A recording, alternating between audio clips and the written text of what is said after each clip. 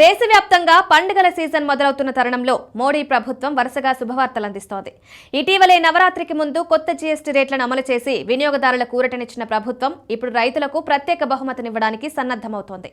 కోట్లాది మంది రైతులు ఆతృతగా ఎదురుచూస్తున్న పీఎం కిసాన్ సమ్మాన్ నిధి యోజన 21వ విడత విడుదలకు కౌంటౌన్ ప్రారంభమైందనే సమాచారం వెలువడింది. గత ఆగస్టు 2న ప్రభుత్వం 20వ విడతను విడుదల చేసి అర్హులైన రైతుల ఖాతాల్లో 2,000 రూపాయలు జమ చేసింది. ఈ డబ్బు రైతులకు పంట ఖర్చులకు కొంత ఉపశమనం కలిగించింది. ఇప్పుడు మరుసటి విడత ఎప్పుడు వస్తుంది, మా ఖాతాల్లో డబ్బు ఎప్పుడు పడుతుంది అనే ప్రశ్నలు రైతుల్లో చర్చనీయాంశంగా మారాయి. అందువల్ల 21వ విడత దీపావళి నాటికే వస్తుందా అనే అంచనాలు ఎక్కువగా వినిపిస్తున్నాయి. గత రికార్డులు చెప్తున్న సమాధానం ఇదే. పీఎం కిసాన్ నిధి వాయిదాలను పరిశీలిస్తే ప్రభుత్వం సాధారణంగా ఆగస్టు నుండి నవంబర్ మధ్యకాలంలోనే విడతలను విడుదల చేస్తుంది. 2024లో 18వ విడత అక్టోబర్ 5న జమ అయింది. 23లో నవంబర్ 15న రైతుల ఖాతాల్లో డబ్బు జమ చేసింది. 22లో అక్టోబర్ 17న మొదలైంది. ఈ సంవత్సరం దీపావళి అక్టోబర్ 20న జరగనుంది.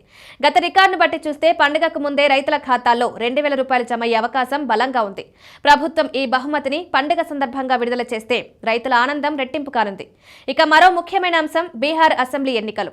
ఈ ఏడాది ఆ రాష్ట్రంలో ఎన్నికలు జరగనున్నాయి. ఎన్నికల కమిషన్ సెప్టెంబర్ చివరి నాటికి షెడ్యూల్ ప్రకటించే అవకాశం ఉంది. ఒకసారి ఎన్నికల ప్రవర్తన నియమాలు అమల్లోకి వస్తే ప్రభుత్వం కొత్త పథకాలను ప్రకటించలేరు.